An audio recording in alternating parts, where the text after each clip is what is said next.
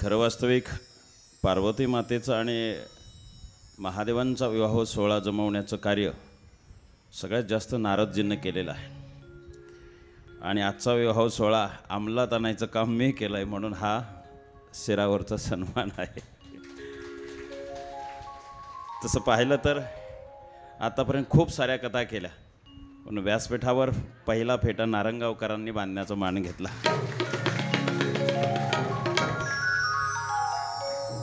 आणि म्हणून हा माझ्या संपूर्ण व्यासपीठाचा सन्मान आहे, माझ्या कलाकारांसहित हा माझा सन्मान आहे असं मी समजतो. आणि आजच्या कथेला पाहून या ठिकाणी आरंभ करत आहोत.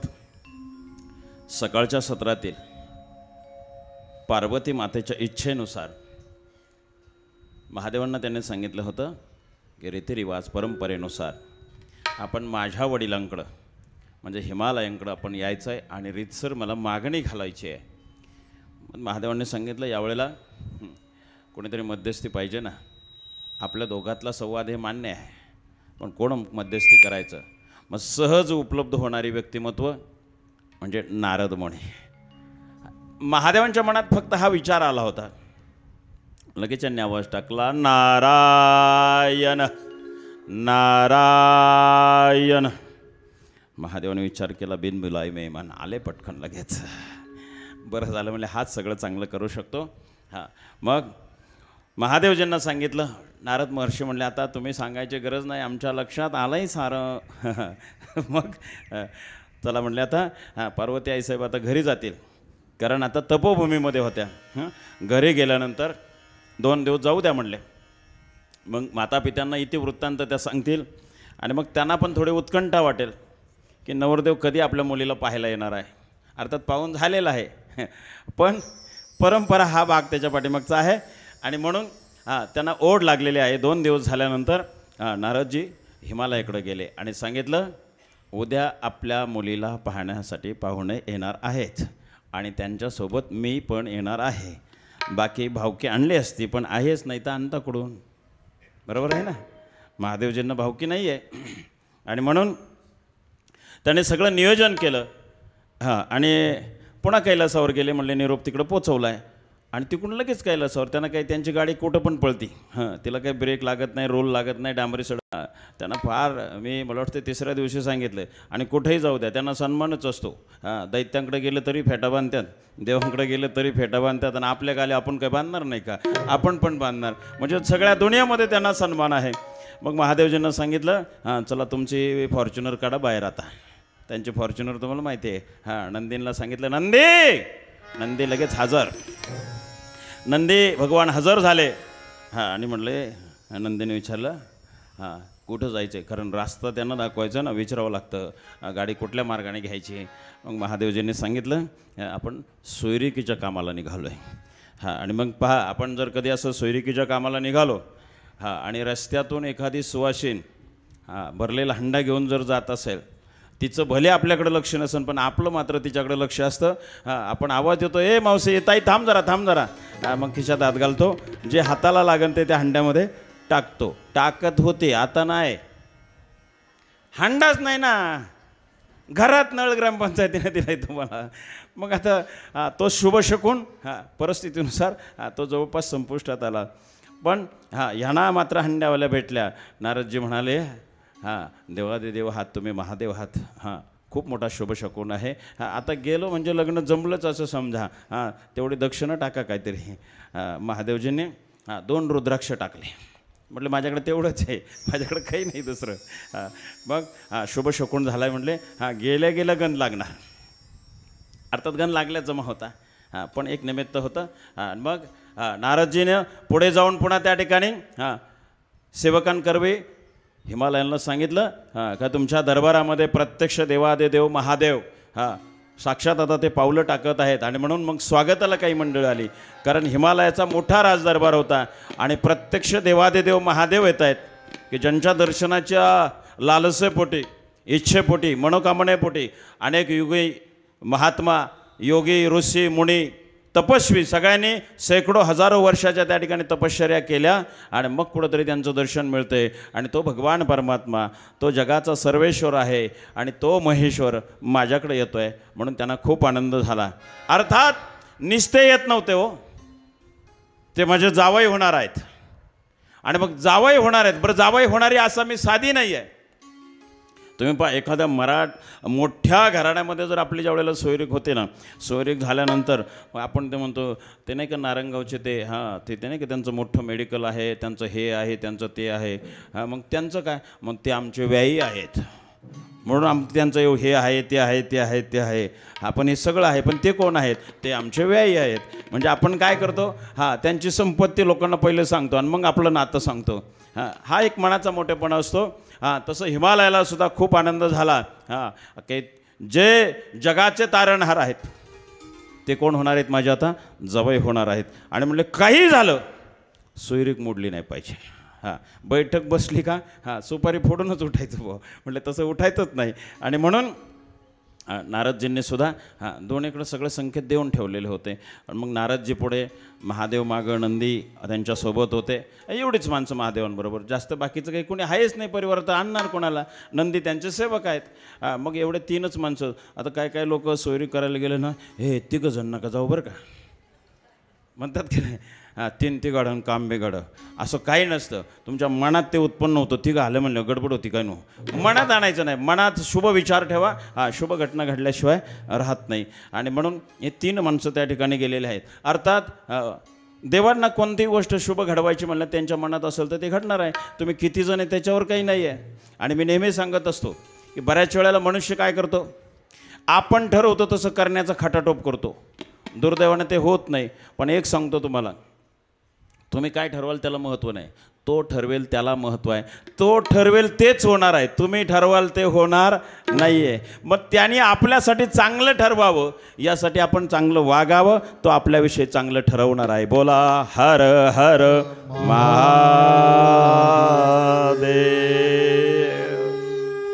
गेल्यानंतर रीतिरिवाजाप्रमाणे पाहुण्यांचं स्वागत झालं. स्वागत झालं, आसन दिलं.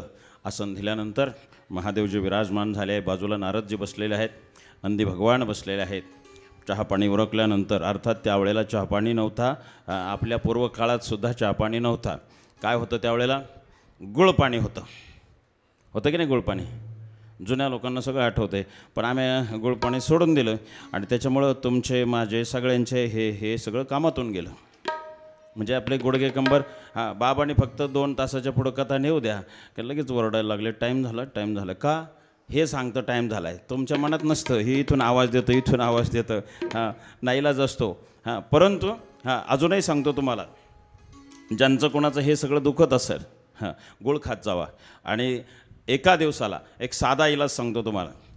गहू सगळ्यांना माहिती आहे, गव्हाच्या आकारा इतका दररोज चुना खात जा. फार पैसे लागणार नाही. तुमच्या शरीरातलं जितकं कॅल्शियम कमी झालं आहे, सगळ्यात जास्त फास्ट कॅल्शियम जर कशाने येत असेल तर ते चुन्याने येतं. आणि मला वाटतंय रुपयाला पुडी भेटते, लय महाग नाही ती. फक्त चुना डायरेक्ट खायचा नाही, तो एकतर पाण्यात घ्यायचा, पाण्यात घेतलेला नाही, पाण्यात.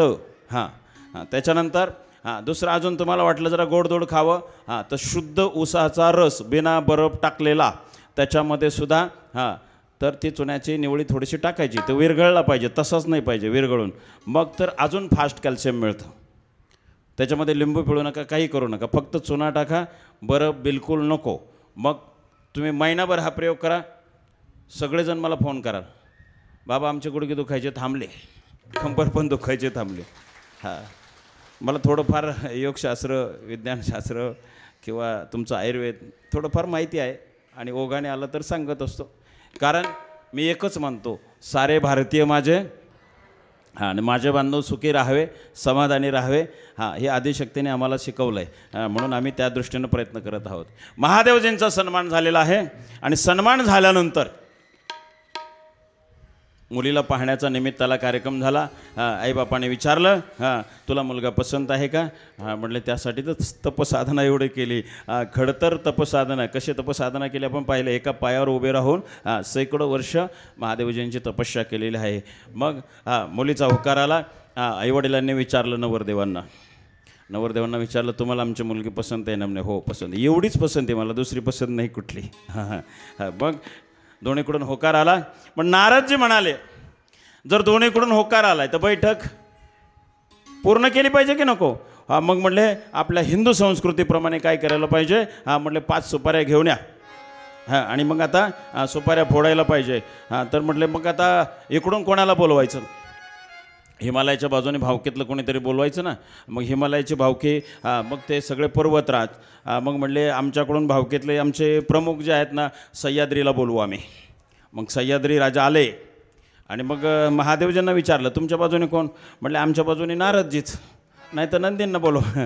नारदजींना सांगितलं. नारदजी म्हणले मी आहे सुपारी फोडायला. मग आत्ता महादेवांच्या बाजूने बाबाजी कातोरे आणि लक्ष्मण दादा गोडकर या दोन्ही दादांना विनंती आहे, आज तुमचं भाग्य असं आहे की तुम्ही प्रत्यक्ष देवादिदेव महादेव आणि पार्वती मातेच्या लग्नाची सुपारी फोडायला येतात. जोरदार टाळ्यांनी त्यांचं स्वागत करायचं. सुपारीचं पूजन होत आहे. यजमानांचा फेटा बांधून, दोन्ही परिवाराकडून फेटा बांधून सन्मान झालेला आहे. सुपारी फोडायची का? फोडा. महादेवाच्या लग्नाला पार्वती नवरी नटली, नवरी नटली आज बाई सुपारी फुटली, नवरी नटली आज बाई सुपारी फुटली, नवरी नटली आज बाई सुपारी फुटली, नवरी नटली आज बाई सुपारी फुटली, नवरी नटली आज बाई सुपारी फुटली. महादेवाच्या लग्नाला पार्वती नवरी नटली, महादेवाच्या लग्नाला पार्वती नवरी नटली,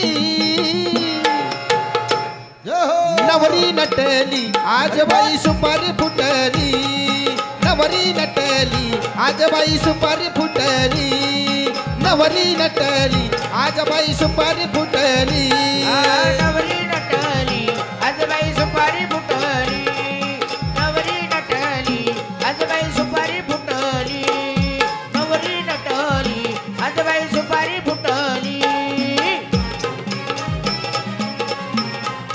जय हो.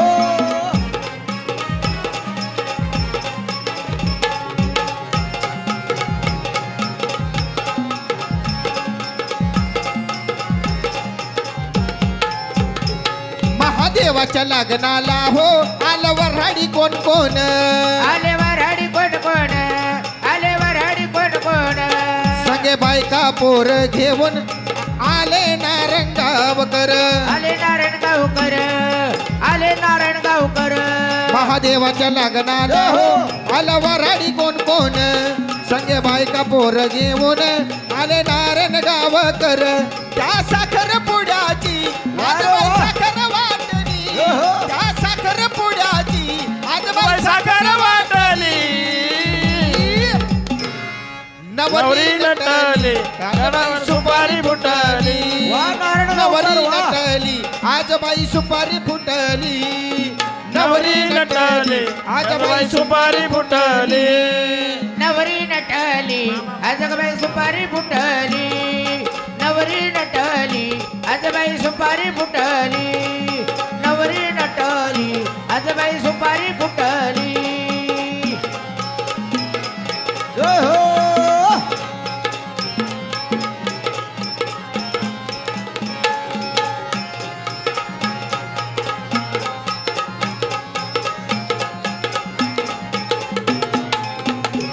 शिव पार्वतीच्या लग्नाला आले वऱ्हाडी कोण कोण, आले वऱ्हाडी कोण कोण, आले वऱ्हाडी कोण कोण, सगळे देवगण घेऊन आले लक्ष्मी नारायण, आले लक्ष्मी नारायण, आले लक्ष्मी नारायण, शिव पार्वतीच्या लग्नाला आले वऱ्हाडी कोण कोण, सगळे देवगण घेऊन आले लक्ष्मी नारायण, गणगंधर्व घेऊन आले देवराज इंद्र, गणगंधर्व घेऊन आले देवराज इंद्र, देवराज इंद्र आले देवराज इंद्र, नवरी नटली काल बाई सुपारी फुटली, नवरी नटली आज बाई सुपारी फुटली, नवरी नटली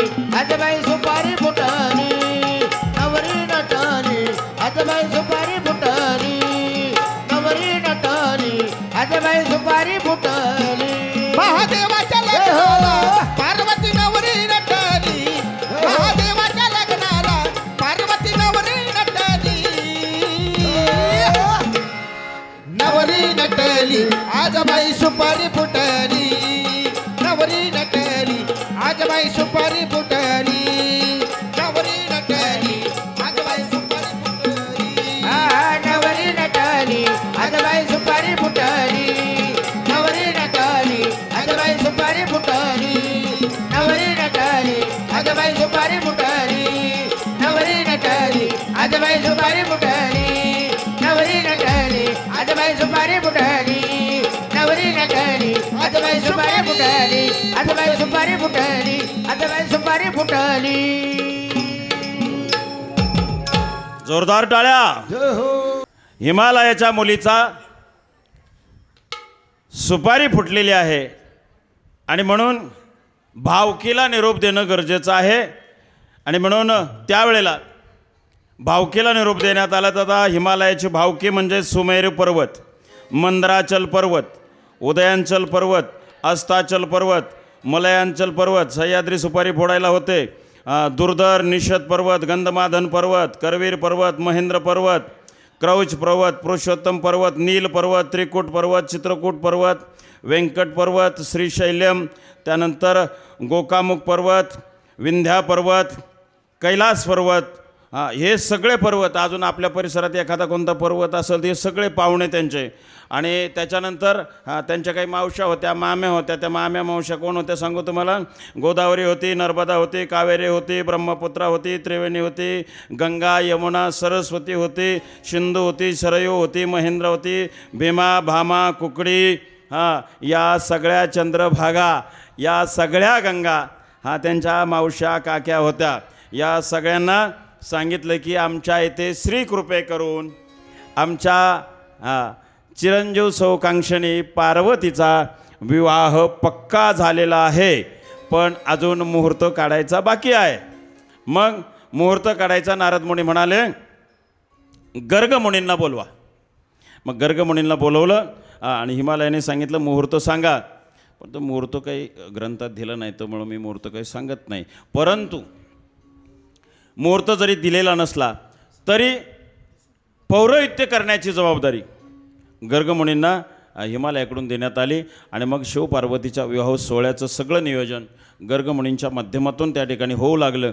आणि मग आता सगळ्यात मोठी जबाबदारी, ह्यांचे जर इतके पाहुणे आहेत, ह्यांचे म्हणजे कोणाचे, हिमालयाचा गोतावळा इतका मोठा आहे, मग त्यांना जागा किती पाहिजे, जागा भरपूर पाहिजे की नाही. मग जागा जर इतकी मोठी पाहिजे तर मग म्हटले मंडप किती मोठा बांधायला पाहिजे. बरं ह्यांचे इतके, त्यांचा एक अंदाज होता, ह्यांचं काही फारसं वराड येणार नाही. म्हणजे कोणाचं, महादेवांचं. पण महादेवांचं वराड फार मोठं होतं त्यांना माहितीच नाही, कारण त्यांना आजपर्यंत कोणी पत्रिकाच दिली नव्हती ह्यांच्या वराडाला. ह्यांचे वराड म्हणजे कोण, भूत, वेताळ, पिशाच. यांना कोणी आपल्यापैकी आपल्या घरात सगळ्यांच्या घरात लग्न झालेले आहे. मग असं कोणी आपण जेव्हा पत्रिका छापतो, पहिली पत्रिका कोणाला देतो, देवाला देतो की नाही. देवाला सांगतो तुमच्याच कृपेने आमच्या घरामध्ये शुभ कार्य आरंभलेलं आहे, ते निर्विघ्न पार पडावं, म्हणून आपण सुद्धा सहकुटुंब सहपरिवार सूक्ष्म रूपाने का होईना कार्यालयात हजर राहावे म्हणतो की नाही. पण असं कोणी अजून पत्र पाठवलं आहे किंवा निमंत्रण दिलं आहे, चला सगळे भूत, भूतनी, पिशाच, डांकिनी, डाकिनी, सगळे, तर यांचं इतकं सगळं वराड होतं. मग ते वराड फक्त पुणे जिल्ह्यातली भूतं नव्हती, भूतं फक्त पुणे जिल्ह्यातली नव्हती, अख्ख्या भारत देशातली भूतं होती. बिहारी भूतं होती, उत्तर प्रदेशची भूतं होती, महाराष्ट्रातली तर होतेच होती. भूतं आल्यानंतर ते एकमेकाला ओळख करून द्यायला लागले. हाव आर यू, म्हणले हाव डू डू, तुम्ही कुठून आलात. एकमेकाचं अगदी उत्तर भारतातले आले, पश्चिम महाराष्ट्रातले आले, सगळीकडचे आले, पार जपान, तिकडचे टोकिया फिकिया सगळ्या ह्याच्यातले आले.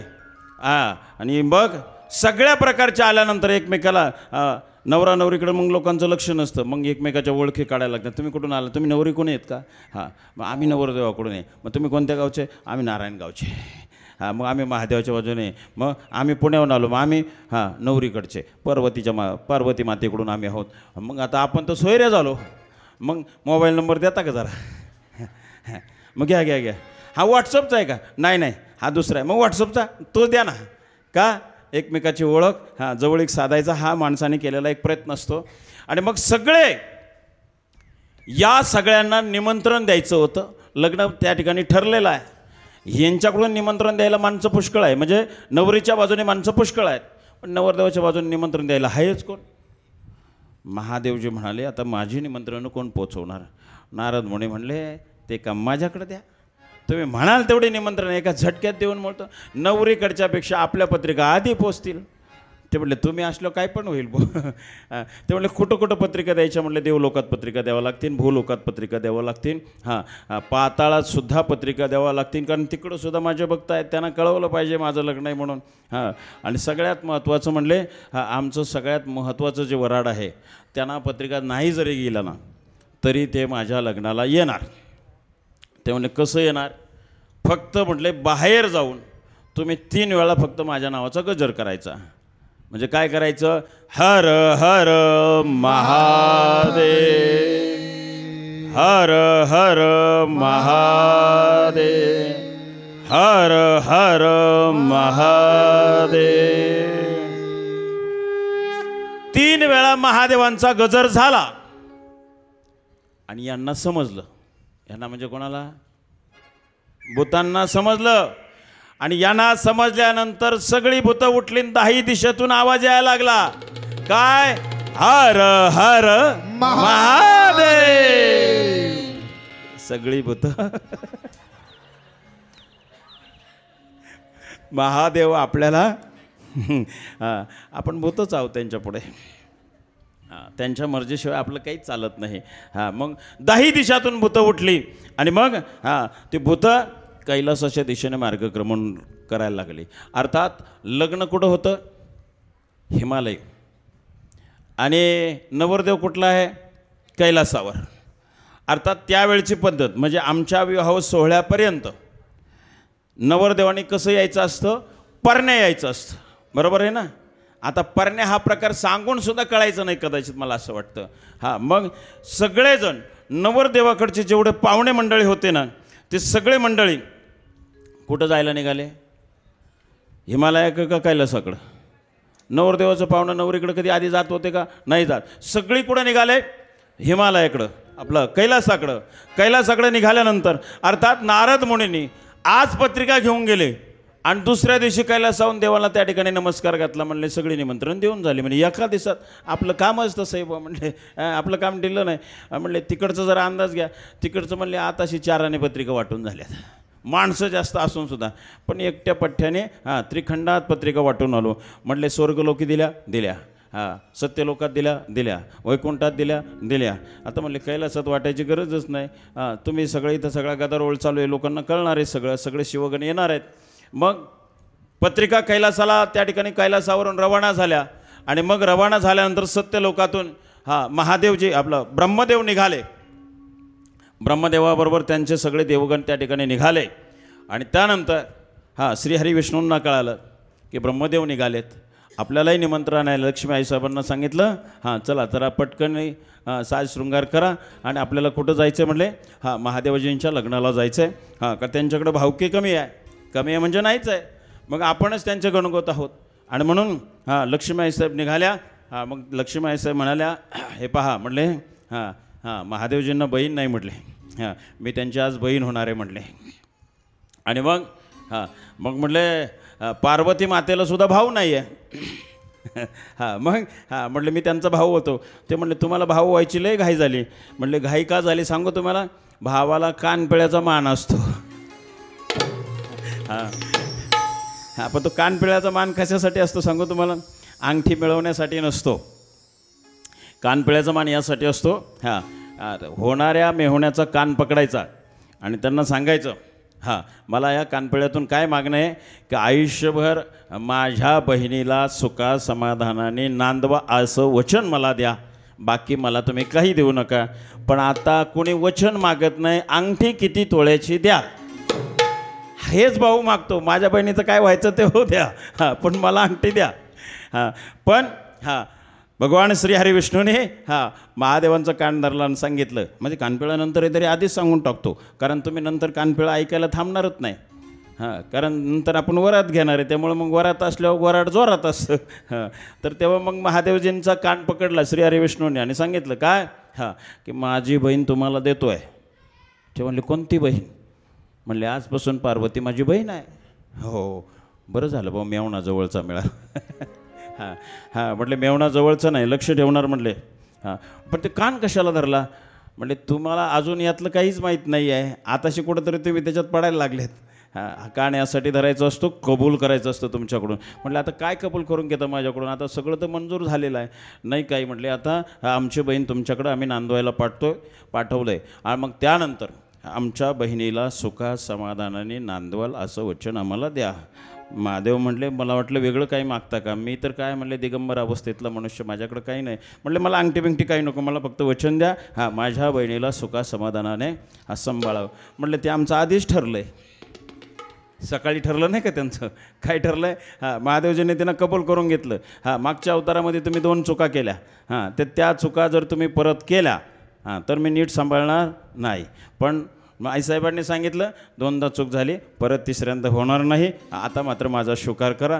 मग म्हणले त्यांनी कबूल केले, मग मी पण कबूल केले. आमचं सकाळीच ठरलं आहे, त्यामुळे भावानी जास्त चिंता करायची गरज नाही. हर हर महादेव. आणि मग ही सगळी मंडळी कैलासावर पोहोचलेली आहे. सगळे देवदेवता, ऋषी मुनी गण गंधर्व, हां मानवसुद्धा गेले होते बरेचसे. हां त्यावेळेला होते ते पितर, त्यांना आपण पितर म्हणतो. हां शास्त्र पितर म्हणतं. हां मग ते पितर मानवाच्या विषयामध्ये होते. ते त्या ठिकाणी महादेवजींच्या लग्नाला गेले आणि मग आपल्या हिंदू संस्कृतीप्रमाणे किंवा त्यांच्या विवाहापासून प्रथा सुरू झाली होती. काय? हां वधूवराला हळद लावायला लागते की नाही? हां म्हणजे त्यावेळेला हां सौंदर्याचं प्रसाधन एवढी एकच वस्तू होती. त्याच्यानंतर आता बरंच काय काय आलं मार्केटमध्ये. आपण ही एक हळद जर सोडली हां तर याच्या व्यतिरिक्त दुसरं काहीही नव्हतं. हां तुम्हाला फार फार जर असं काही वाटलं ना भाऊ आपला चेहरा सुंदर दिसावा, काही करावा, ते घरातलं सगळं फेकून द्या आणि फक्त हळद लावा. नाही सुंदर दिसल्या तर मला फोन करा, पण तुम्ही घरातलं फेकून देणार नाही आणि हळद तर काही लावणार नाही. झोपताना लावा, सकाळी उठून तोंड धुवा, कोण पाहणार नाही तुम्हाला हळद लावली का आणखी काय लावलं आहे, सुनो लावली का पावडर लावली. प्रयोग करून पहा, फक्त 1 आठवडा प्रयोग करून पहा. तुमचे पतिराज म्हणतील गेल्या आठवड्यापेक्षा ह्या वेळेला तू खूपच सुंदर दिसते. नाही काय? हां एवढं चांगली जडीबुटी आहे ती. हां जडीबुटीसारखीच असते ती, जेव्हा तयार होती तिला वाटावं लागते, दळावी लागते, म्हणून ती आता दळायची आहे. मग लक्ष्मी आईसाहेब गेल्या आणि महादेवांना नमस्कार केला. लक्ष्मी आईसाहेब म्हणाल्या अहो तुम्हाला माहिती आहे का तुमच्या लग्नाची हळद दळावी लागेल. मग म्हटलं हळद दळायला पाहिजे, हे तर मला माहितीच नाही. म्हटलं हे करावं लागतं सगळं, पण त्यासाठी बाई माणूस लागतं. हे डिपार्टमेंट कोणाचं आहे? बाई माणसाचं आहे. महादेव म्हणाले माझ्याकडे तसलं कोणच नाही आहे, मग आता हे सगळं तुम्ही सांभाळायचं आहे. अहो पण म्हटलं मी एकटी कशी काय हळद दळू? हां मग महादेवजी म्हणाले तुम्हाला जे आवडांना त्या बायकांना बोलवा तुम्ही आणि हळद दळून घ्या. मग महादेवजी म्हणाले, नारदजी तिथे आले आणि नारदजी म्हणले नावरशीवर बायका बोलवावं लागतात, असं कोणालाही उठसूट बोलून जमत नाही. मग नारदजीनं लिस्ट दिली माझ्याकडं आणून. नारदजी आपल्या इथं बसले ते. हां हां मग नारदजींच्या लिस्टीमध्ये ज्या नावरशीच्या काही 7 बायका होत्या, त्यामध्ये सौभाग्यवती माधुरीताई निंबारकर, सौभाग्यवती पूजाताई सोमनाथ डेरे, सौभाग्यवती वैशालीताई नारुडकर, सौभाग्यवती विमल विटे, सौभाग्यवती विमल दगडू गरुड, सौभाग्यवती मीना रोडे आणि सौभाग्यवती प्रमिलाताई नारुडकर या 7 सुवासिनी महादेवाची हळद दळायला यायचं आहे. जातं सजवून ठेवलेलं आहे, त्याच्या 4ही बाजूने फेरा धरायचा आहे. आणि आमचे पुजारी दादा कुठे गेले? हळदीचं तबक घ्या आणि जात्याची पूजा करा.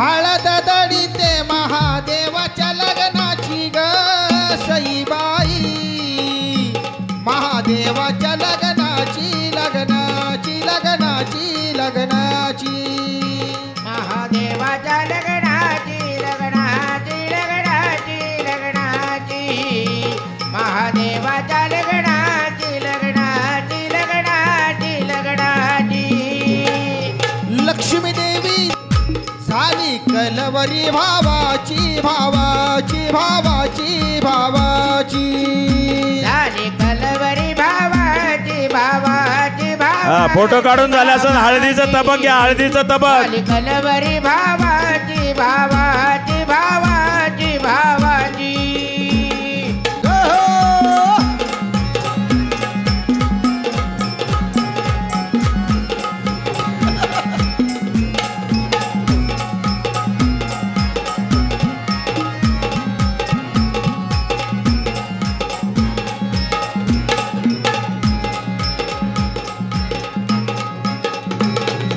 ब्रह्मा विष्णू सहित देव देवतांची दाटी ग सईबाई देव देवतांची दाटी बाई दाटी ग दाटी बाई दाटी देव देवताची दाटी झाली दाटी ग दाटी पुरुषांमध्ये हळद जाऊ द्या पुरुषांमध्ये कलवरे तसेच राहते दाटी ग दाटी बाई दाटी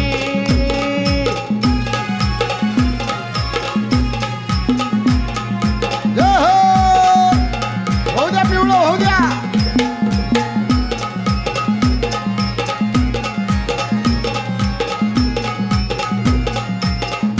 जात चालू ठेवा जरीचा पाताळ लक्ष्मी देवीला नेसवा ग सईबाई लक्ष्मी देवीला नेसवा नेसवा नेसवा नेसवा लक्ष्मी देवीला नेसवा नेसवा नेसवा नेसवा लक्ष्मी देवीला नेसवा नेसवा नेसवा नेसवा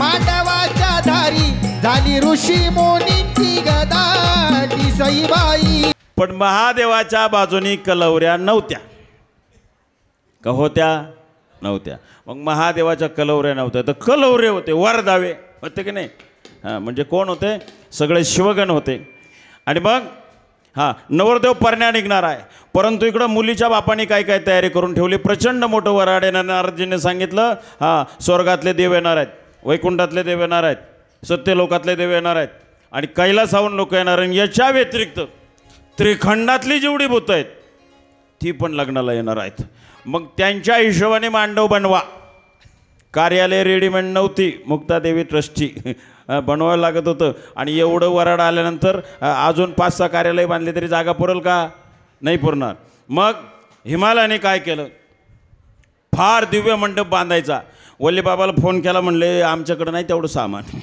एवढं वराड बसायचंच नाही मग त्यांनी कोणाला फोन केला असेल विश्वकर्मांना फोन केला की प्रत्यक्ष देवादिदेव महादेव आमचे जावई होणार आहेत आणि म्हणून त्यांच्या स्वागतामध्ये वराड्यांच्या स्वागतामध्ये काही कमी नाही झालं पाहिजे वराडी मंडळी नाराज नाही झाली पाहिजे म्हणले फार दिव्य मंडप बोलवायचं आहे लय मंडपवाल्यांना फोन केला पण सगळे म्हणले आमच्याकडे सामानच नाही पुणे जिल्ह्यातल्या अख्ख्या मांडवाला एकत्र केलं तरी म्हणले मांडव व्हायचं नाही एवढा तर म्हणले केवढा मांडव बांधायचा आहे म्हणले 10,000 योजन मांडव बांधायचं आहे 10,000 योजन म्हणजे एक योजन म्हणजे 5 किलोमीटर मग 10,000 योजन गुणिले 5 किलोमीटर 50,000 किलोमीटरचा मांडव घातला हिमालयाने कोणासाठी एवढं वराड येणार आहे म्हणून मग 50,000 किलोमीटरचा जर मांडव आहे मग भोजनाची व्यवस्था कशी पाहिजे एवढं वराडाला भोजन पाहिजे की नको हां मग ते भोजन कसं केलं सांगतो तुम्हाला 56 प्रकारची लोणची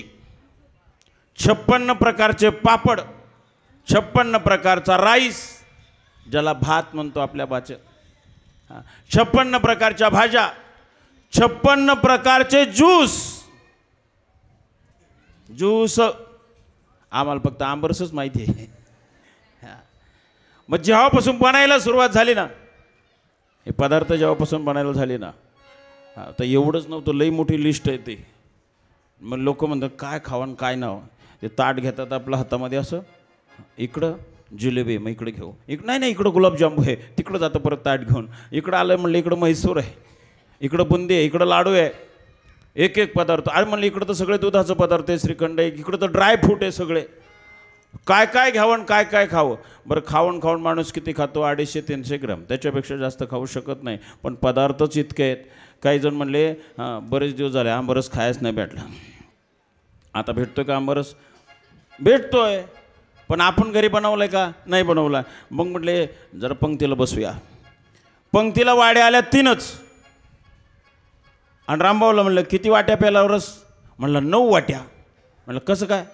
वाड्या तर 3च आल्या आणि 9 वाट्या कसं काय रस प्याला? म्हणलं सोपं आहे, आल्या घेतलं आणि लगेच पिलो. आणि तोवर शेजाऱ्याला वाढीत तोवर म्हणला परत रिवर्स घे. परत त्याने घेतलं, पुढं वाढून येत तोवर ती वाटी हाणली. आणि मग वाड्या परत मागं येतो का नाही? म्हणला परत आडावला. एका वाडीत 3दा घेतलं पठ्ठ्याने. आणि अशा 3 वाड्या झाल्या. 3 त्रिक. म्हणलं पक्का हुशार दिसतो. हां, चांगला पदार्थ कसा खायचा या उदाहरणातून शिकून घ्यायचं. हां, मग इतके सगळे पदार्थ आहेत. मग सगळे देव कुठं आहेत? कैलासावर आहेत. आणि कैलासावर एवढीच मंडळी गेली होती का? अजून दुसरी काही मंडळी होती, पण ती अजून पोहोचली नव्हती. आणि ती पोहोचली नसल्यामुळं देवांनी आपल्या सगळ्या मंडळींचा साज शृंगार करून आलेले होते. अर्थात सत्य लोकातून निघलेली लोक मेकअप करून आलेली होती. वैकुंठातली माणसं मेकअप करून आलेली होती, स्वर्गातले सुद्धा. आता ते काय मुळातच तिकडं सगळं गणगंधर्व अप्सरामाई मुळातच सुंदर. अजून काय मेकअप करतात ते सगळे सुंदर मंडळी सगळे. आणि मग इकडे महादेवजींना गणांनी सांगितलं, देवा म्हटले तुमचं जरा मेकअप करावं लागेल. ते म्हणले मी ते तसलं काय आपल्याला जमत नाही. म्हटले तसं जमण्याचं दुसऱ्या एका गणाने सांगितलं. म्हटले ते मुळातच सुंदर आहे. कर्पूर गौरम करुणावतारम. म्हणजे कापूर सुद्धा तेवढा चांगला दिसत नाही, एवढे सुंदर होते भगवान. आणि त्यांनी त्यांचं स्वतःचं सौंदर्य कोणाला दिलं? भगवान श्री हरी विष्णूंना. ते म्हटले मला याची फारशी गरज लागत नाही, काही लावायला लागत नाही मला. म्हटले अहो ते म्हटले तसं काही जरी असलं ना, तुम्ही आज निस्ते महादेव नाहीत, तुम्ही आज नवरदेव आहात. आणि नवरदेवाला सजवावं लागतं कलवऱ्यांनी. तुमच्याकडं कलवऱ्या नाही, पण कलवरे आहेत ना, मग आम्ही कशाला आहे? म्हटले तुम्हाला सजवून नाही. म्हणले आपण जाऊ तसं. अहो म्हटले जाऊ कसं? दुसऱ्याच्या नगरात जायचं आहे, आपल्याला परण्यात आहे. आपल्या इथं लग्न असतं तर गोष्ट वेगळी आहे, तिकडं जायचं म्हटले लग्नाला. आपण ते मला तसलं काही जमत नाही. मग देवाला मेकअप करायचा, तर मग कशाने मेकअप केला? मस्तपैकी असं एक तबक आणलं. कशाचं? चिताभस्माचं. सगळ्या अंगाला मेकअप झाला. म्हटले आता हे झालं सगळं, पण मुंडवळ्या बांधावं लागतात. तर ते म्हटलं इथं कैलासावर फुलाच्या मुंडवळ्या बनवण्यासाठी माळीच नाही आहे. आणि तो आला असता तर फुलं घेऊन आला असता. मग त्याच्यातल्या एका गणाने थोडं डोकं लावलं. म्हणले थांबा मी जरा मुंडवळ्या, ओरिजिनल मुंडवळ्या आणतो. महादेव म्हणले अशा मुंडवळ्या आणा का? जगात कोणी अशा मुंडवळ्या बांधल्याच नाही पाहिजे. ते म्हणले कसल्या मुंडवळ्या? मी आणतो म्हणले, तुम्ही काय चिंता करू नका, तुम्ही इथून उठू नका. नवरदेवाने जास्त हालचाल करायची नसती. त्याचं सगळं पार असं म्हणतात पारपुठाच्या नाड्या सोड्या माणूस असतो की नाही? नवरदेवाला काहीच करू देत नाही लोक त्या दिवशी. दुसऱ्या दिवशी बुट कुठं नवरदेव कुठं त्याचाच पत्त्या नसतो. आणि मग या सगळ्या गणांनी सांगितलं तुम्ही काही सामान्य नवरदेव नाही, तुम्ही महादेव नवरदेव आहात. म्हणून तुमची आम्ही सगळी सेवा करणार. आणि परत आम्हाला अशी संधी वाट्या येणार नाही, कारण तुम्ही परत दुसरं लग्न काही करणार नाही, आम्हाला चांगलं माहिती आहे. म्हणून आज आमच्या वाट्याला आम्ही सांगाल तसं तुम्ही ऐकायचं. मग ते 2 गण गेले आणि असे 5-25 साप असे खेळत होते. त्यातले बारीक बारीक निवडले आणि त्यांना सगळ्यांना एकत्र केलं आणि इथं बांधलं. त्यांच्या इथं कुठं बांधलं? इथं. आणि ते असं डोक्यावर ठेवलं. त्यांनी त्यांचं काम केलं. काय? फणा काढला आणि ते असे सोडले खाली. खाली सोडल्यावर त्याने आपलं काम असं, मुंडवळ्या कशा असतात हलतात डुलतात की नाही? मग त्याने ते हालायला डुलायला सुरुवात केली. सांगा अशा मुंडवळ्या कोणी बांधल्या होत्या का? बरं कोणी बांधील का? काय हिंमत आहे कोणाची बांधायची कोणीच हिंमत करणार नाही. हां मग म्हणले अजून तुम्हाला अलंकार घातले पाहिजे. हां महादेव म्हणले मला तसल्याची काही गरज नाही आहे. हां माझा एकच अलंकार रुंड माळा बस. हां कवट्याच्या माळा एवढंच आहे. अहो म्हणले ते तेवढं नाही अजून काही पाहिजे. हां मग त्यावेळेला त्याने बरेचसे आणखीन साप धरून आणले बरं का. पण त्या सापांना नावं होती.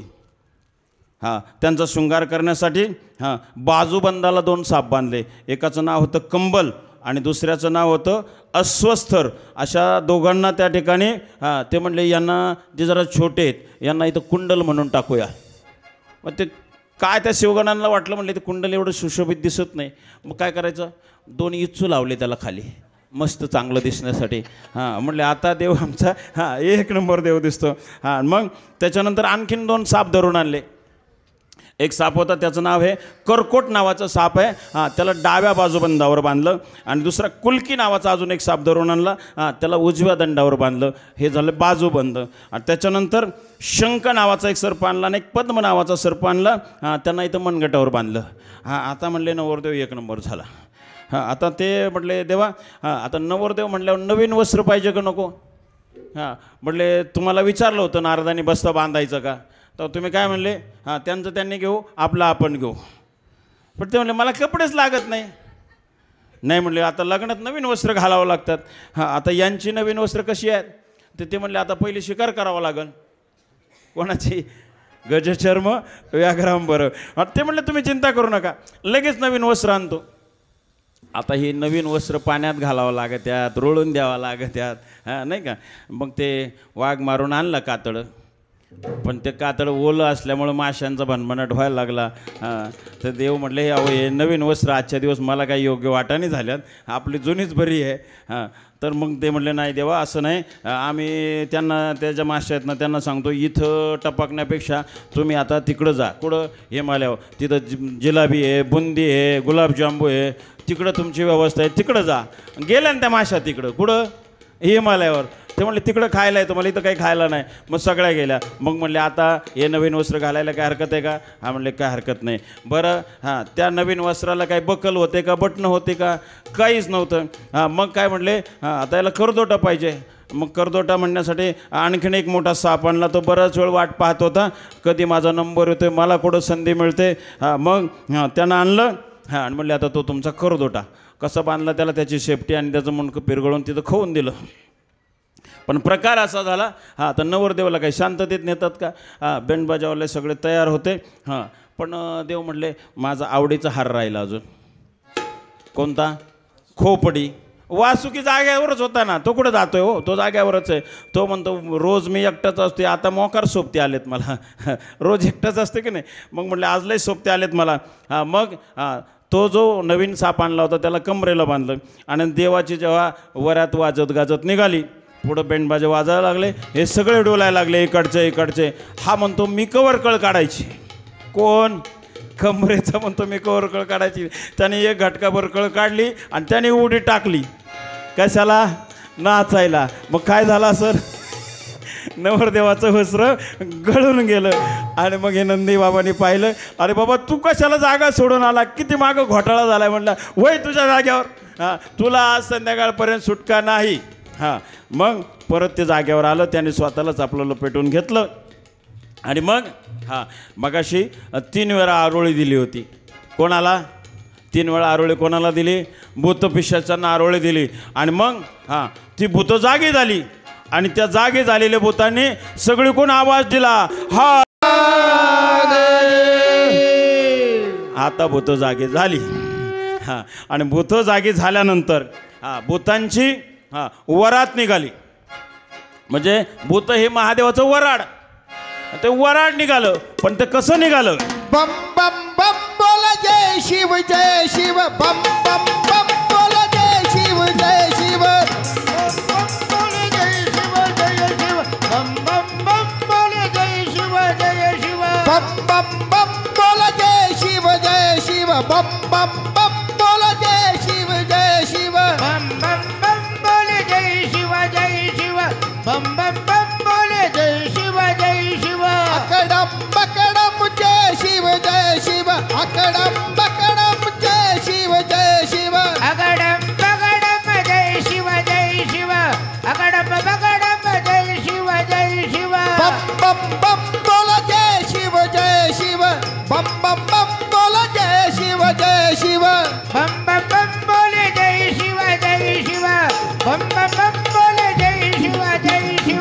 अकडम बकडम बम बोल बम बोल अकडम बकडम बम बोल बम बोल अगडम बगडम बम बोलो बम बोलो अगडम बगडम बम बोलो बगडम अकडम बकडम बम बोल बम बोल अकडम बकडम बम बोल बम बोल अगडम बगडम बम बोलो बम बोलो अगडम बगडम बम बोलो बम बोलो जय शिव जय शिव जय शिव जय शिव बम बम बम बोल जय शिव जय शिव बम बोलो जय शिव बम बम बम बोलो जय शिव बम बम बोल जय शिव जय शिव बम बम बम बोल जय शिव जय शिव बम बम बम बोलो जय शिव बम बम बम बोलो जय शिव बम बम बम बोल जय शिव जय शिव बम बम बम बोल जय शिव जय शिव बम बम बम बोलो जय शिव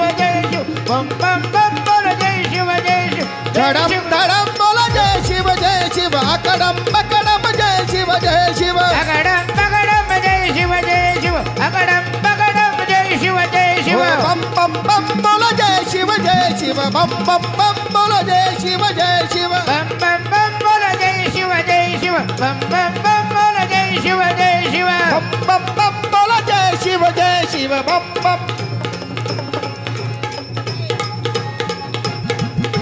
बम बम बम बोल जय शिव जय शिव बम बम बम बोल जय शिव जय शिव बम बम बम बोलो जय शिव बम बम बम बोलो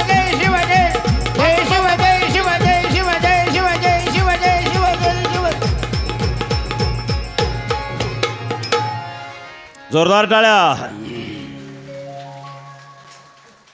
अर्थात विष्णू भगवंताचं आणि ब्रह्मदेवाचं इंद्रदेवांचं वराड हिमालयाच्या दिशेने रवाना झालं. नंदी भगवान म्हणतायत देवा बाकीचं वराड पुढं गेलं, म्हणले जाऊ दे, आपल्या लोकांमध्ये जी मजा आहे ती लोकांच्यामध्ये नाही.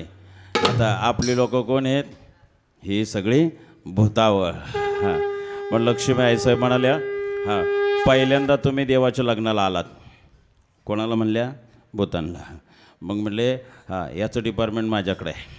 कशाचं? आहेराचं डिपार्टमेंट माझ्याकडे आहे. आणि मग लक्ष्मी आईसाहेबांनी आपल्या पुजाऱ्यांच्या कानात सांगितलं आणि ते आले, म्हणले पहिला देवाच्या लग्नाला माझा आहेर. हां, आपले जे पुजारी आहेत सौभाग्यवती माधुरीताई दशरथ पुजारी, म्हणजे निंबारकर त्यांचं आडनाव आहे, पण देवाची सेवा करतात म्हणून मी त्यांना आवडीनं पुजारी म्हणतो. त्यांच्याकडून या विवाह सोहळ्यासाठी 501 रुपयाचा आहेर आलेला आहे. त्यांचं टाळ्यांच्या गजरात या ठिकाणी स्वागत करायचं आहे. हां, त्यानंतर ज्यांचा आहेर आहे त्यांनी पटापट पुढं आणून द्यायचं आहे. त्यानंतर आपले वल्ली बाबा साऊंड सिस्टीम आणि अख्ख्या उत्तर पुणे जिल्ह्यात सगळ्यात ज्यांची 1 नंबरची लाईट आहे त्यांच्याकडून सुद्धा 501 रुपयाचा आहेर आलेला आहे. त्यांच्यासाठी जोरदार टाळ्या. महादेवाच्या नातेवाईकांनी गणगोतांनी महादेवाच्या आणि पार्वती मातेच्या विवाह सोहळ्याला ज्यांनी ज्यांनी आहेर केलेला आहे आमच्या कलाकारांच्या वतीनं आपलं हार्दिक हार्दिक स्वागत. आणि आता ज्या विवाह सोहळ्याची आपण आतुरतेने वाट पाहत आहोत तो क्षण अतिशय जवळ आलेला आहे. आणि म्हणून या विवाह सोहळ्यासाठी महादेवाचे प्रमुख वऱ्हाडी मंडळी म्हणजे भूत आणि वेताळ मध्ये जागा करा. महादेवांना घेऊन येत आहेत. त्यांच्याबरोबर नारद मुनी, श्रीहरी विष्णू, माता लक्ष्मी देवी यांचं त्या ठिकाणी विवाहाच्या मंचावर आगमन होत आहे. त्यांच्यासोबत नारद मुनी सुद्धा आहेत.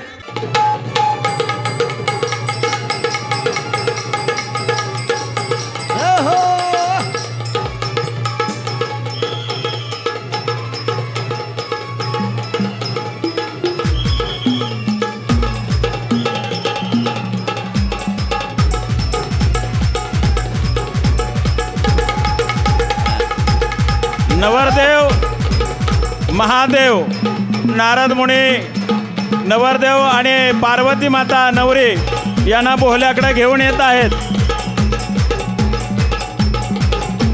पाठीमागं श्रीहरी विष्णू त्यांच्या सोबत आलेले आहेत. अक्षदा सगळ्यांपर्यंत पोहोचवायच्या आहेत.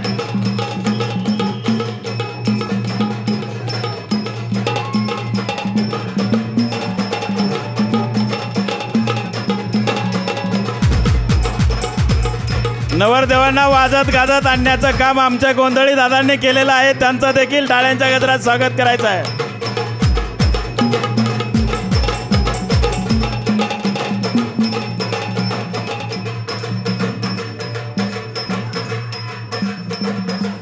जय हो. गोंधळी दादांचं टाळ्यांच्या गजरात स्वागत करायचं आहे. आणि मामा मंडळींना विनंती आहे, आपण समोर यायचं आहे. त्याचप्रमाणे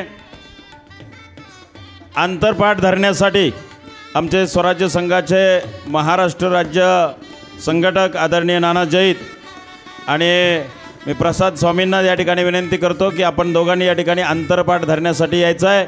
आमच्या जुन्नर तालुक्याचे स्वराज्य संघाचे कार्याध्यक्ष आदरणीय प्रकाश शेठ नेरकर यांचं या ठिकाणी आगमन झालेलं आहे. त्याचप्रमाणे आमच्या बोरीगावचे आमचे सहकारी आदरणीय पटाडे साहेब यांचं या ठिकाणी आगमन झालेले आहे. त्यांचं या ठिकाणी सरचं स्वागत.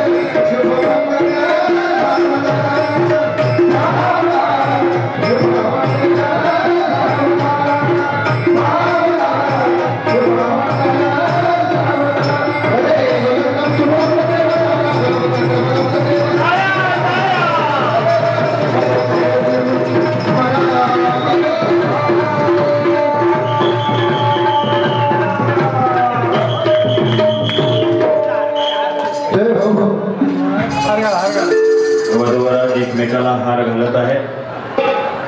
वधूवर बसवून घ्यायच्या कोणी फांद्यात पडू नका, त्यांच्याजवळ नाग आहे.